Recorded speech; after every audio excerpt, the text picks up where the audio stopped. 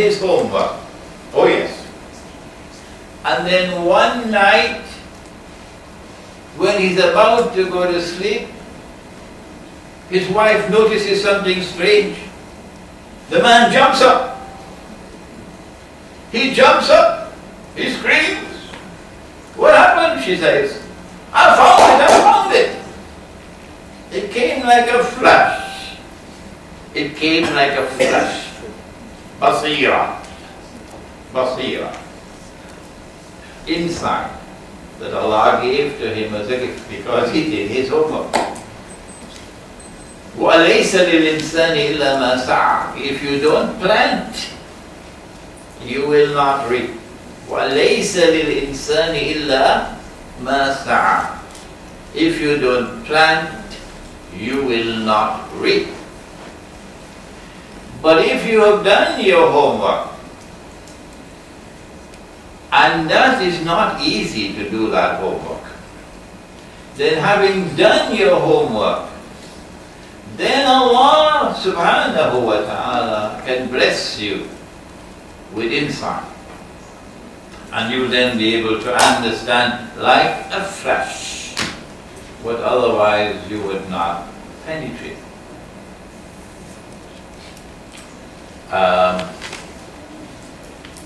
I was in New York. I had to learn to drive in New York. Oh yes, I had nobody to take me around. And I had 16 different Islamic organizations, and I had to go to each one of them in different parts of New York and New Jersey regularly. So I had to learn to drive.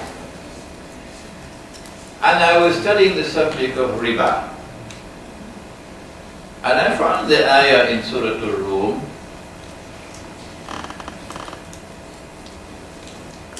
وَمَا آتَيْتُم مِّن رِبًا لِيَرْبُوَ فِي أَمْوَالِ النَّاسِ فَلَا يَرْبُو عِندَ اللَّهِ وَمَا آتَيْتُم مِّن زَكَاةٍ تُرِيدُونَ وَجْهَ اللَّهِ فَأُولَٰئِكَ هُمُ الْمُضِيعُونَ. Allah is teaching a lesson in explaining what is riba. And the lesson is taught by offering a contrast between riba and charity. So I scratched my head and I said, well, I don't understand. What is the lesson being taught in this contrast between riba and charity? Zakat here is charity. Only later on, zakat will become a technical term. So then I began to go to study the books of tafsir. And the one book which had the answer, that's the one I never touched. I think the angels prevented me from going to that one. And all the other books of tafsir, I got no help. But because I was serious, I kept on struggling for 4 months, driving all over New York, delivering lectures, New York, New Jersey, but constantly searching and searching and searching. Why the contrast between riba and charity? And this was repeated in other verses of the Quran. يَمْحَقُ اللَّهُ الرِّبَى وَيُرْبِي الصَّدَقَاتِ. Allah has eradicated riba from its roots.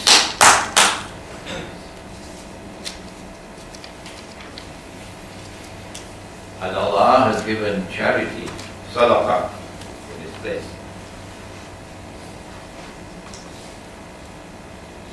After 4 months of driving, suddenly one day, like a flash, it came to me. I nearly caused an accident. Oh, that's it. Now I understand. Then I went home and I picked up the book which had the answer. And I read it, and it's saying the same thing. The book was lying there for 4 months, but the angel prevented me from reading it. He said the same thing. The answer was there, but I didn't see it. But I did my homework. I did my homework because I was searching for the answer. The answer, of course, is that a perfect act of charity is one in which you give and you take nothing in return. You want to see real charity? Go to Egypt. I was a student in Egypt. 1963, I was 21 years of age. I didn't know any Arabic, and I wanted to know which bus to take to go to Zamalek. So I saw this man elegantly dressed in jacket and tie and so on. Maybe he knows some English. So I said, excuse me, sir, Assalamu alaikum. Can you help me which bus to take to Zamalek? He says, who are you? Where are you from? What are you doing here? He spoke English. So I'm a student at Al-Azhar. I'm from South America. I couldn't say Trinidad and Tobago, they wouldn't. But I said South America. He said, you Muslim? I said, yeah. He held on to me. I thought I was arrested. Held on to me. He took me by force. We went to a building to climb up some stairs. He said, sit down. I said, this man must belong to the military. He ordered his wife to bring food. I sat down, I ate. He ordered his wife to bring fruits. I sat down, I ate. He ordered his wife to bring tea. I drank. He took me back. He said that was to Zamalek. He turned and he walked away.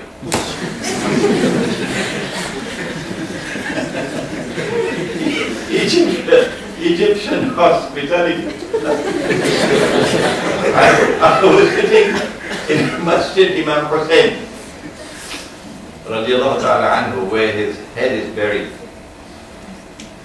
And there is a grill around it, and people are coming and touching the grill. And I'm sitting there, and there are people reciting the Quran constantly. And people are coming and going out, coming in, men and women. It's just a fascinating thing to sit there, 21-year-old boy watching this event from Trinidad in the Caribbean. But there's an old Egyptian man sitting next to me, dressed in old clothing like a beggar. And for 1 hour we sat there, without looking at each other, without talking to each other. After 1 hour I noticed a movement on my side. So from the corner of my eyes I'm looking. The old man had a brown paper bag. I saw him put his hand, and his hand is shaking, and take out, Egyptians call it khubz, brown bread. Not white flour, brown flour. And inside it they have beans, they call it fool, staple Egyptian diet. And I saw him with his hands shaking, breaking his bread into 2 parts. And then for the first time, he turned to me and he offered me half of it. And I began to weep. I couldn't control my tears. This man who has nothing and is sharing half-half, and others who have so much and they offer only breadcrumbs. So this is Egyptian hospitality. You give and you take nothing in return. That's charity. You do not even mention your charity. You do not even speak about it in future to make them feel humiliated. It says Allah in the Quran. Allah has given this definition, this contrast, in order to teach us that riba is the opposite of charity. But Lower Manhattan doesn't want you to know that. The bankers don't want you to know that. No. A perfect act of riba is the opposite of a perfect act of charity. A perfect act of riba is when you take and you give nothing in return. I got it as a flash. A flash. If you are to penetrate the Quran,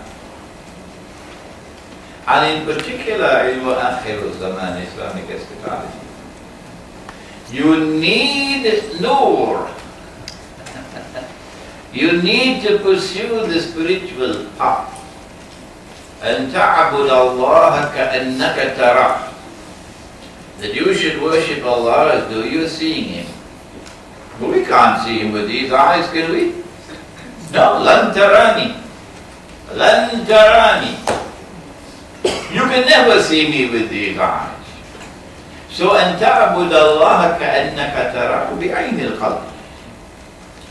That you should worship Allah as though you're seeing Him with your internal eye. This is the spiritual path. Somebody hijacked the term al-ihsan and gave us instead the term Sufism. I wish they had never done that. I don't need the term Sufism. I don't need the term tasawwuf. Nor do I need any spiritual practice which is not based on the Quran and the Sunnah. So although my teacher was a Sufi Sheikh of the Qadiriya order, and I was trained in that, I no longer identify myself as a Sufi. Why? I'll tell you why. Because I do not want to have to defend any spiritual practice which is not based on the Quran and Sunnah. I want to use my time elsewhere. Surah An-Nur of the Quran, ayah number 35. I suggest that you spend some time with it. Allahu nuru samawati wal ard, mathalu nurihi kamishkatin fiha misbah. Ila akhir al-ayah. Number 2, recite Suratul Kahf on the day of Jum'ah, and you will get nur from the samawat to the ard, and that nur will stay with you until next Jum'ah. So there you are. The spiritual path and the means of acquisition of nur, so that you'll be able to see. One last hadith before we move on. The Prophet said, sallallahu ta'ala alayhi wa sallam, ittaqu firasat al-mu'min. Fear the penetrating wisdom of the one who has iman. فَإِنَّهُ يَنْزُرُ بِنُورِ اللَّهِ. Because when he sees with more than a PhD from MIT. He sees with the nur of Allah. If we had that today, we would recognize the paper money that we're using around the world.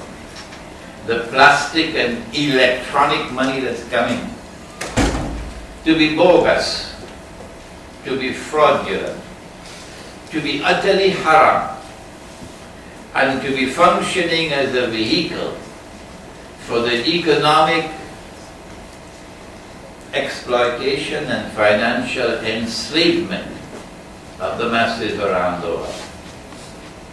If we had that firasa, we would be making an effort to bring back the money which is in the Sharia, the dinar and dirham. If this country is to establish Islamic law, you can't do it unless and until you bring back the money which is in the Sharia and get rid of this bogus bid'ah. One of the ways in which you can help your sultan to bring back gold dinar and silver dirham as money is to yourself get the dinar and dirhams. Dinar is not that important, dirham is more important.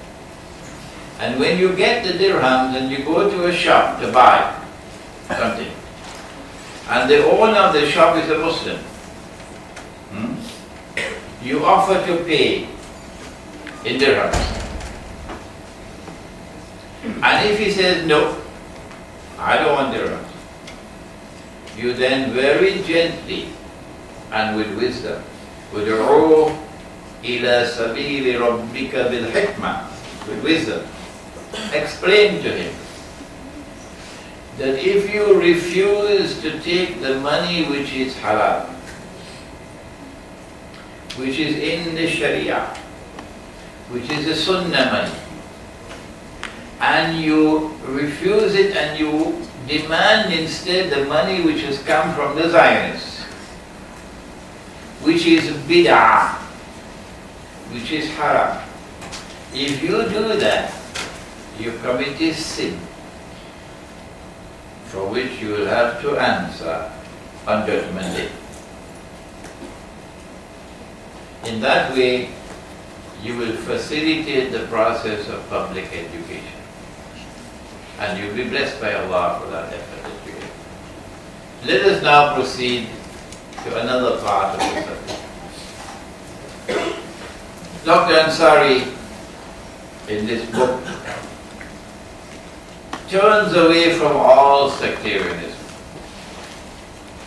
refuses to identify himself with any sectarian movement, and instead tries to establish the foundation on the basis of which he could bring all Muslims together.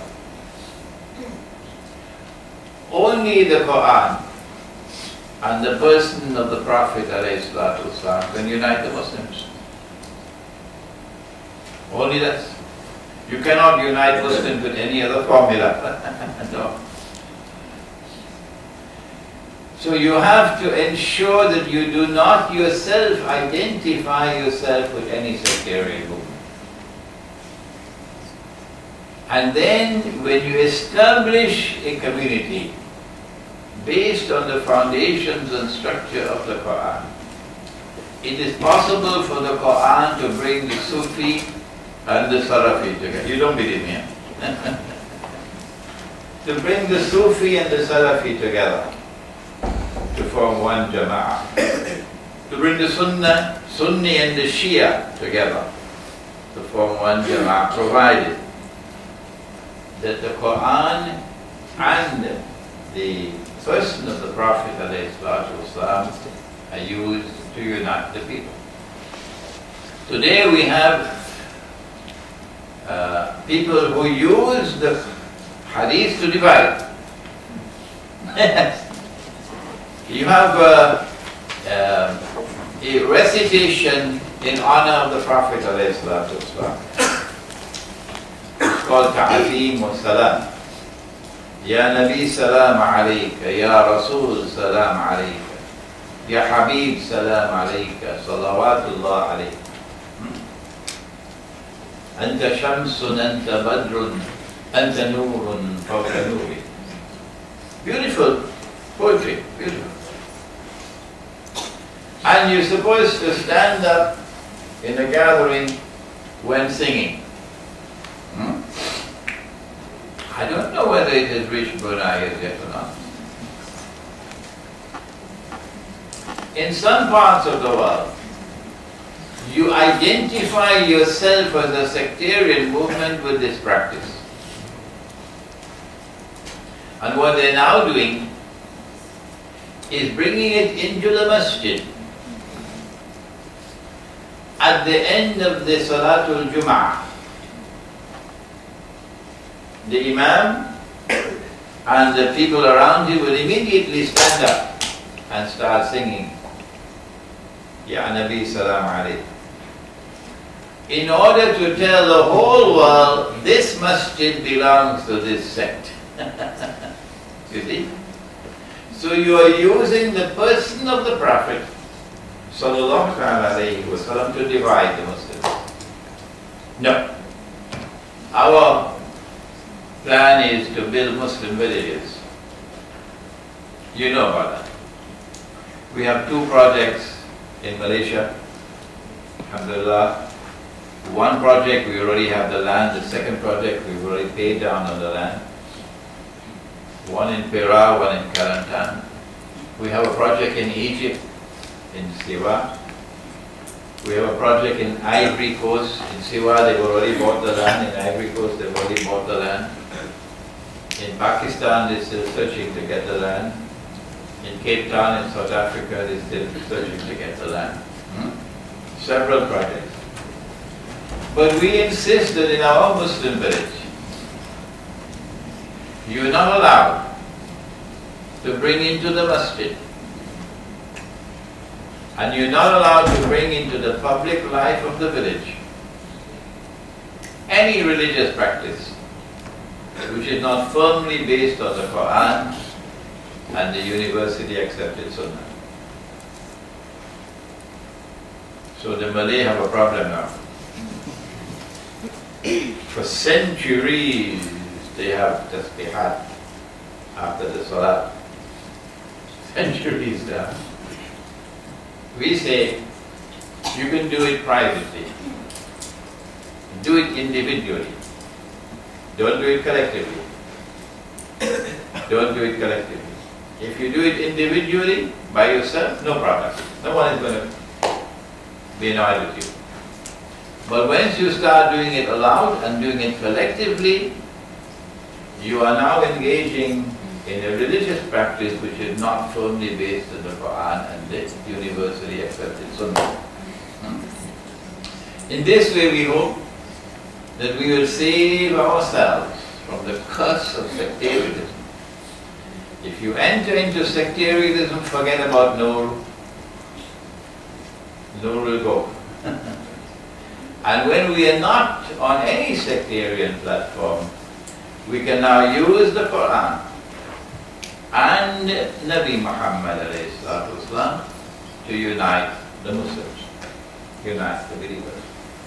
Finally, it is to volume 2 that we will turn, and in volume 2 you will see the effort being made. Not only articulate the political Sunnah, but also the economic Sunnah,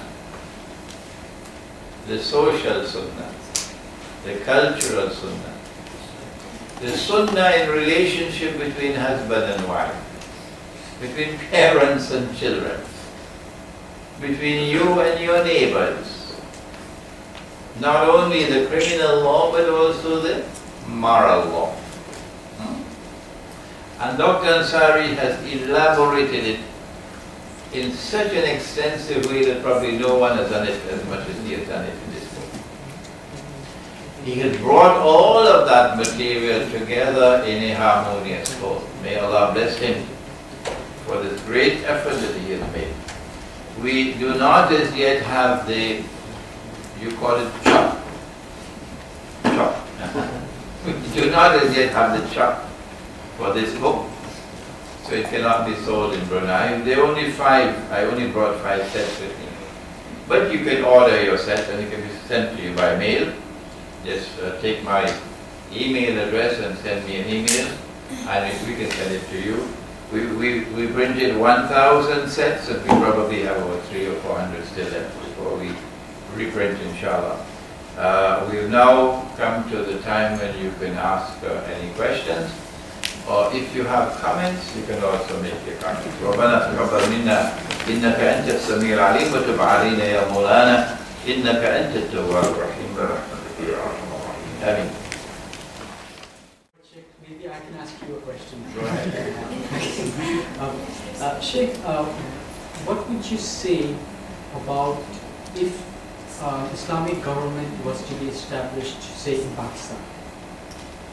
What I have been kind of proposing is that if you were saying about the hard laws that are literally taken, and then there's a lot of other stuff which is interpreted, if we take that which is literally given and make it as part of the constitution, and we leave that part which is part of opinion and which is part of interpretation to the majlis or the elected government, then perhaps we can have meaningful division of that which is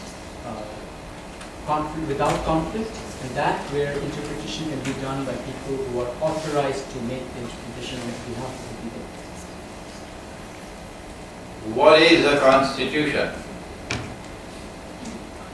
Is there such a thing as a constitutional sunnah? Don't go to Oxford and Cambridge and Harvard and Yale and Stanford and the Sorbonne. No, no, no. Go to the Quran and go to Nabi Muhammad alayhi salatu wasalam to answer the question, what is a constitution? The answer is, a constitution is a document, preferably a written document, which embodies an agreement between different groups which are not homogeneous.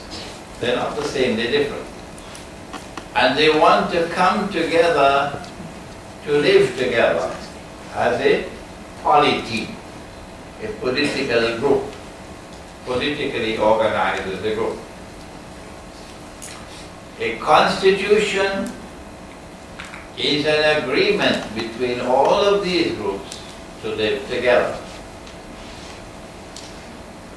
When Nabi Muhammad ﷺ arrived in Medina, he met precisely such a situation in Medina.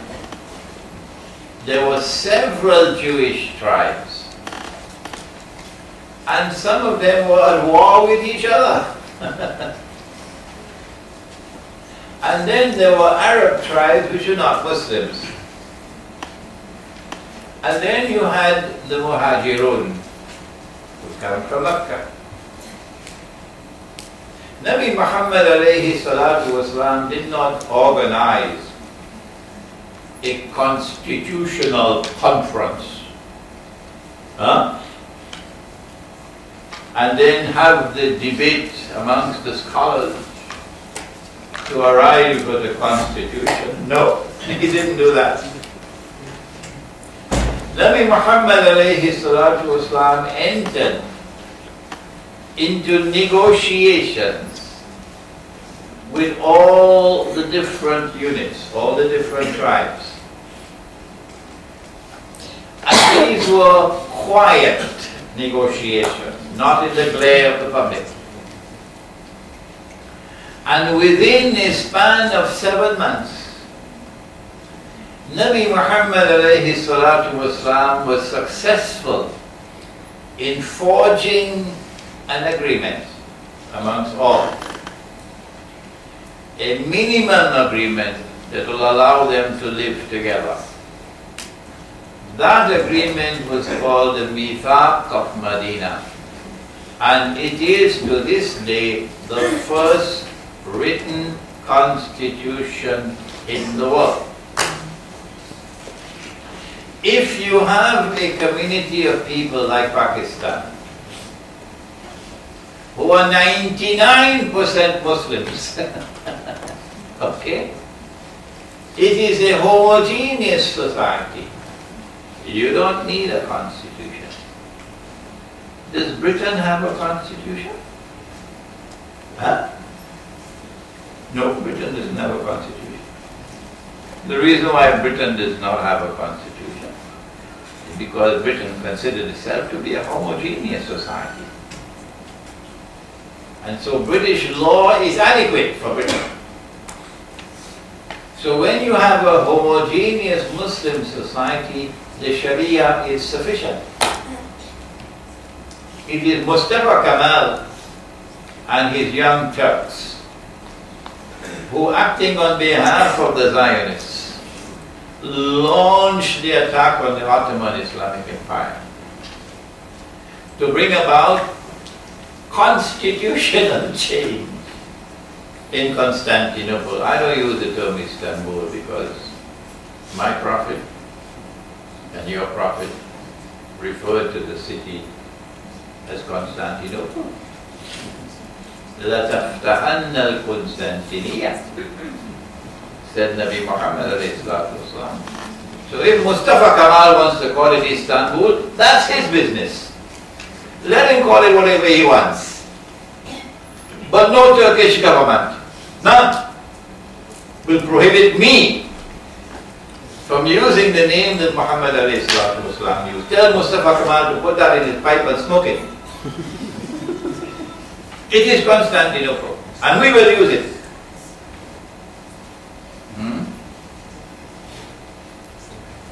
And so we had Western style constitutions now entering into the world of Islam. And our ignorance today is so profound. It's like the fog over Los Angeles. Our ignorance today is so profound that we have swallowed hook, line and sinker that an Islamic state needs a constitution. No! The only time you need a constitution is when you have a plural society, as is Egypt. Didn't the Ikhwan study the Sunnah? 10% of Egypt is Christian. And I'm not talking about the Western Christians who have their Qibla in Rome. I'm talking about Rome. Rome. غُلِبَتِ الرُّوم, says the Quran. Rome, with whom we are to make an alliance in Akhir Zaman. You will make an alliance with Rome. And these Christians are Rome in Egypt. They are not Western Christians. And more than that, Nabi Muhammad ordered us to be kind to them, because they are your kith and kin. How? Ummul Mu'minun, the mother of believers, from them. One from the Coptic Christians was the wife of the Prophet, the mother of Ibrahim. So he said, be kind to them. So Egypt needs a constitution, yes, but not Pakistan. Instead of having a constitution in Egypt in which you'll negotiate with the Christians to form a common agreement, Ikhwan went ahead with their constitution and the Christians walked out. And after the Christians walked out, they still went on with their referendum. Is this the example that Ikhwan is setting for the world of Islam? Have you no sense, Ikhwan? So in Pakistan, unless a significant number of Pakistani Muslims have in effect left Islam, they don't want Sharia.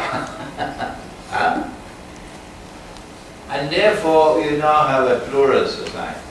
Only then you need a constitution. But if the Pakistani Muslims all say, we want Sharia, you don't need a constitution in Pakistan. Any more questions? Yes.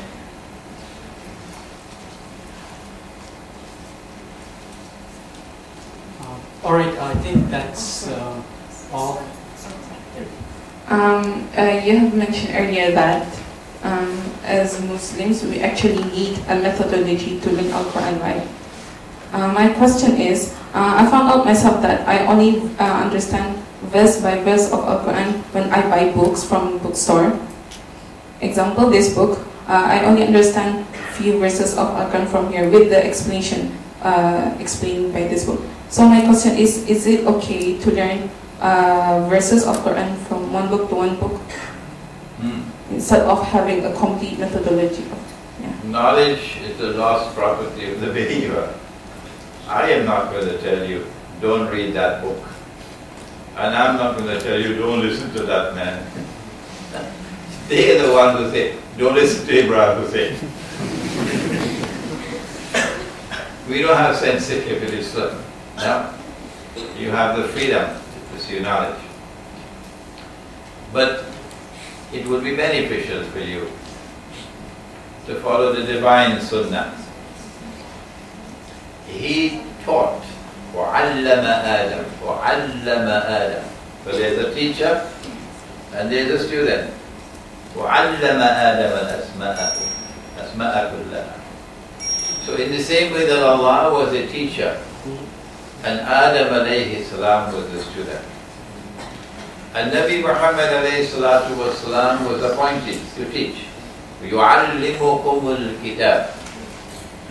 The teacher-student relationship becomes a divine sunnah and a sunnah of the Prophet alayhi salatu wasalam.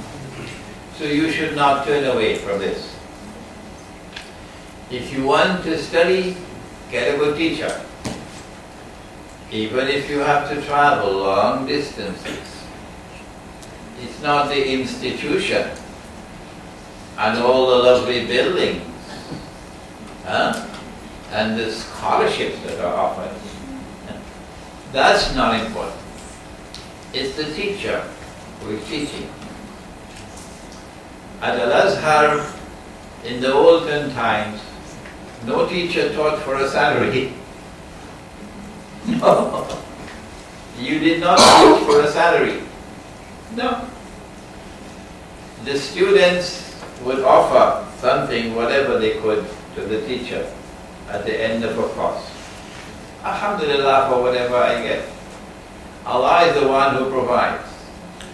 And they were able to maintain their integrity. You couldn't buy them. Not the scholar of Al-Azhar, you couldn't buy him. Today, he who pays the piper calls the tune. So if you're getting your salary from Qatar, too bad for you. If you're getting your salary from Saudi Arabia, too bad for you. Okay? You don't have freedom. You'll have to dance in accordance to the tune which is being played. Alhamdulillah, I earn my livelihood from the sale of my books. So no one can fire me. So my advice to you, in addition to your independent study, it is advisable for you to get a teacher who will teach you. Today you can also study using the internet. Using the internet. You have teachers who are willing to teach you through the internet. We now have Islamic universities based on the internet. I don't know how long the internet is going to last. But while it's here, if you use it beneficially, it can be beneficial. Any more questions? Yeah.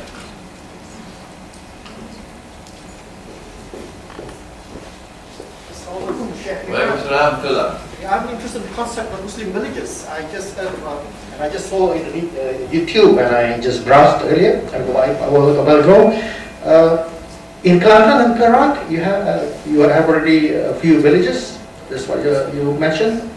And then how I'm an illiterate, Quran illiterate, and I'm neither an Islamic academician nor scholar. So I'm a 50-year-old coming to tea, so I would love to seek knowledge in this kind of simple Muslim villages. Thank you. The one thing that is so nice about the Malay people is that they love their kampung. Oh yes. When Hari Raya comes along, there's monstrous traffic jam. Because everybody leaving KL and heading for kampung. Nobody wants to spend Hari Raya in KL. Huh? Because kampung is the way to go. And no government could stop that. So the Malay love their kampung. And I understand that you have a unique kampung over here in Brunei called Kampung Air. So kampung is not something strange to you, that I have to introduce you to kampung. Kampung is different from city. And we choose Kampung because of the hadith. When the Dajjal is released, he will enter every town and every city. But the Prophet did not mention Kampung. So today we see the presence of Dajjal. For example, in the feminist revolution. For example, in the monetary system. For example, in the corruption of your political life. Today we see the footprints of Dajjal in every city, including Makkah. Including Makkah. But then you go to Kampung, and you know that you are in Kampung when you can't use a cell phone. Otherwise, Kampung is becoming city. When you go to Kampung, you will not find naked women. No, not in Kampung. It is much easier in Kampung to live the way of life of Islam than it is in the city. And the nicest thing of all about Kampung is no traffic jam in Kampung. So our project of building Muslim villages is actually, it has actually emerged from our ilmu akhirul zaman or Islamic eschatology. I cannot convince you unless and until I present you with the arguments and the data based on Islamic eschatology or ilmu akhirul zaman. I have a dream that I mentioned in a previous lecture. I have a dream that I will come back to Brunei and spend 1 complete week with you, full time, teaching the subject of Islamic eschatology. The nice thing is you don't have to pay. No. You don't have to pay to attend my seminar. It's free of charge. All that I need is an organization which would provide accommodation for those who come from outside. From the time we announced a 1-week seminar on Islamic eschatology in Brunei, you're going to have people coming from France. You'll have people coming from Britain. You'll have people coming from Egypt. You'll have a lot coming from Indonesia. Because this subject is so important today and everybody wants to learn it. So we need an organization here in Brunei which can assume that responsibility to provide accommodation, not Hilton accommodation. No. Simple kampung, punduk accommodation. Simple accommodation. And makan. Simple food. Simple food. Okay. And the students who come will pay only their travel expenses, nothing else. Nothing else. Once they reach in Brunei, they are your guests.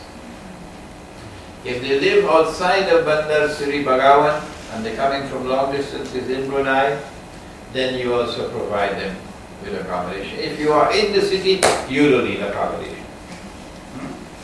So I need an organization which can simply provide accommodation, provide simple meals, and give me a hall like this where I can teach. And I get a chance to teach you Ilmu Akhirul Zaman over 1 week. I cannot complete the whole subject in 1 week. No. I'll have to spend 1 whole complete day only on riba. Only on riba, on the banking system, on the monetary system. 1 whole day. But if I can get the chance to do that, then it will be possible for you to assess how valid is this call for building Muslim villages around the world, in the remote countryside. Yeah.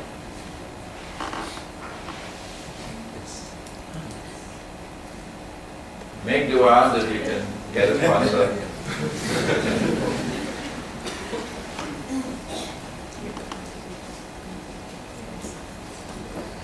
Microphone is not friendly to women at all.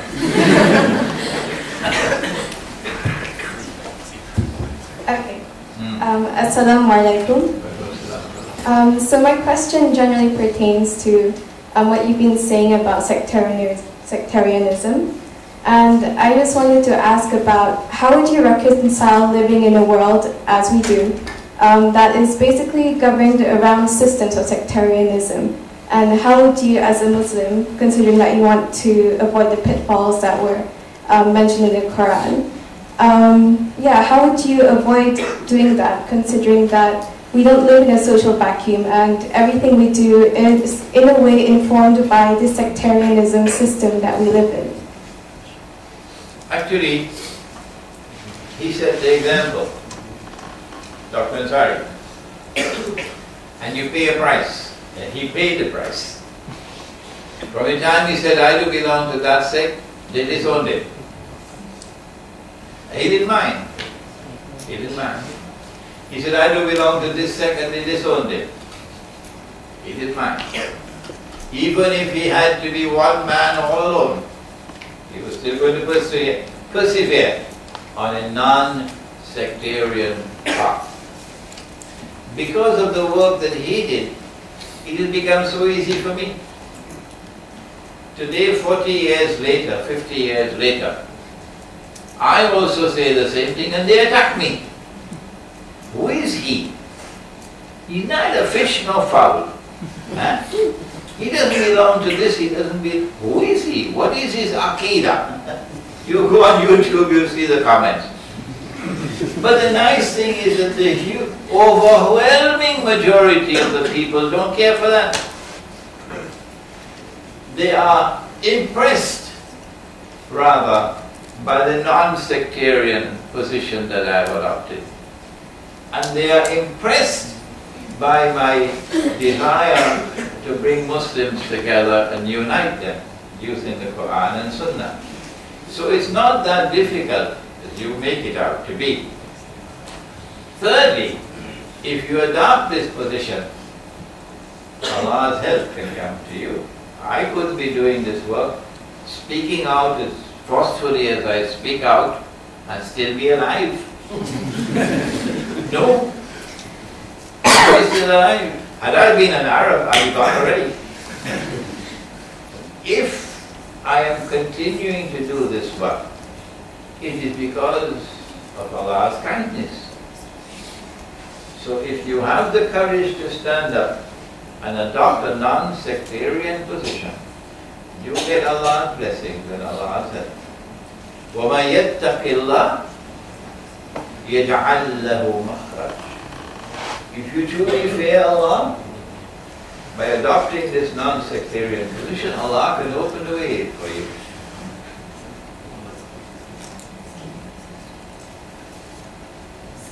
Any other questions?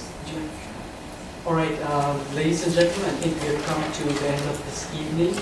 I'm very grateful to see Sheikh Imran Hussain again. It has always been a great inspiration.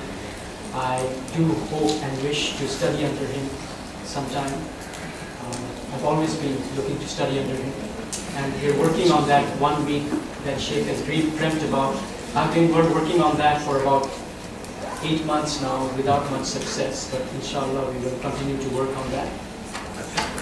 Alhamdulillah, thank you Sheikh Imran Hussain for this brilliant knowledge that you have shared with us. I hope that all of us can benefit from this lecture today.